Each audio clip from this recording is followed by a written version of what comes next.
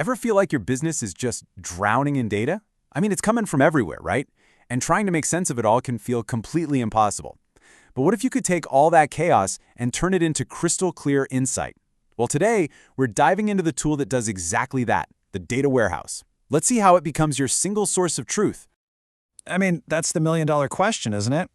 How do you take all these scattered bits of information from sales, marketing, operations, you name it, and stitch them together into one single coherent story? A story that actually helps you make smarter decisions.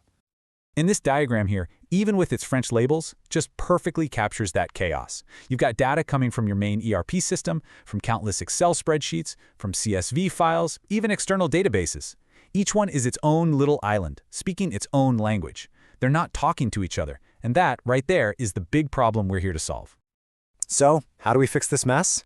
The answer is something called a data warehouse. The best way to think about it is like the ultimate, super organized librarian for all your company's information. It's a central hub where all that chaos finally gets put in its place. So, what is it exactly? Well, at its heart, a data warehouse is a central repository.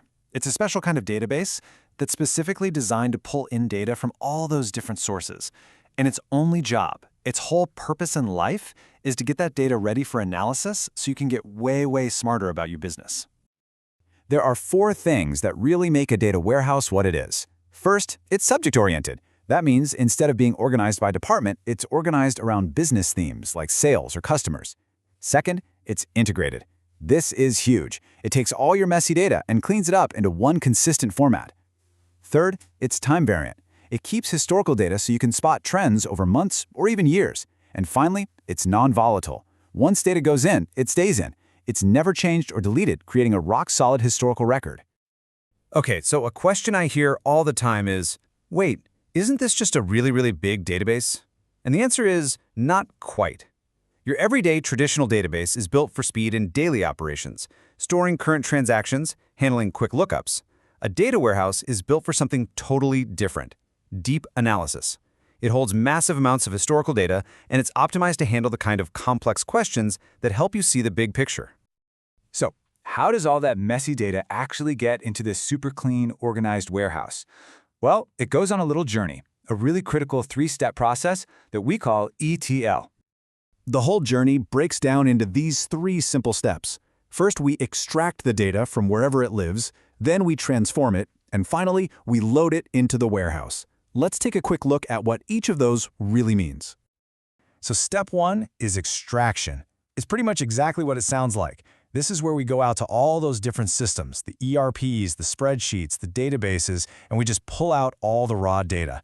Think of it like gathering all the messy ingredients before you start cooking. Step 2 is transform. And honestly, this is where the real magic happens. This is the cleanup phase. We standardize everything. See here how different ways of saying Mr. are all converted into one single consistent M? This is absolutely critical because it makes sure that when we go to analyze the data, we're actually comparing apples to apples. And finally, we get to step 3, load.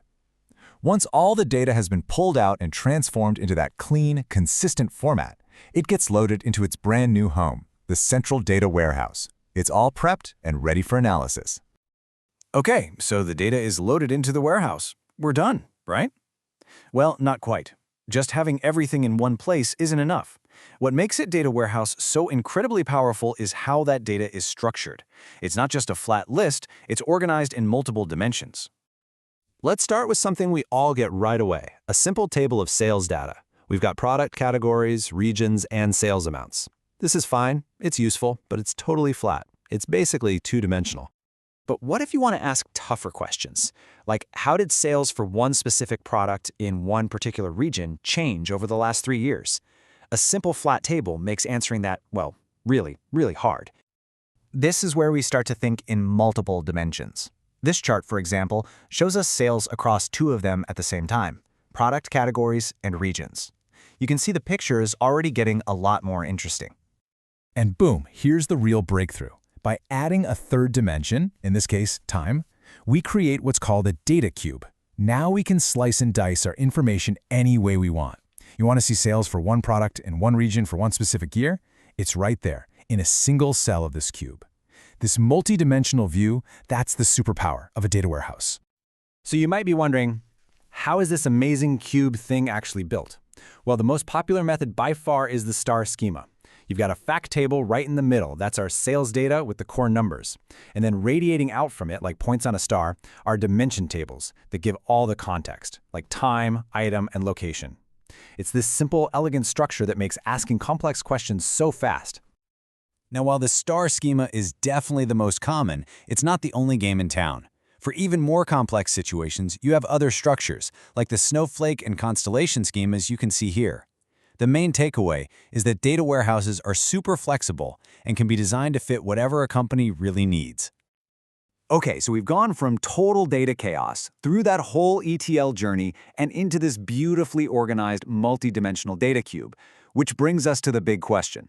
What was all that work for? What's the payoff? And this brings us right back to our original diagram and the whole point of this exercise.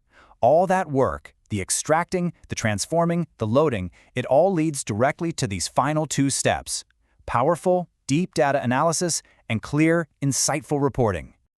This is the power a data warehouse unlocks for you. You can do in-depth analysis that was just impossible before.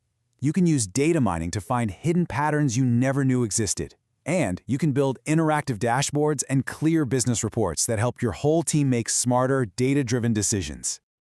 You know, when you boil it all down, it really comes back to this one core idea. A data warehouse is a technology built for one reason: to bring all your scattered data together so it can be properly compared and analyzed, all leading to smarter business intelligence. It's about turning that raw data into real wisdom. So there you have it, from chaos to clarity. A data warehouse doesn't just store your data, it gives it a voice. It organizes it so it can finally tell its story. And that really leaves us with one final, big question for you to think about. If your data could finally talk, what amazing stories would it tell?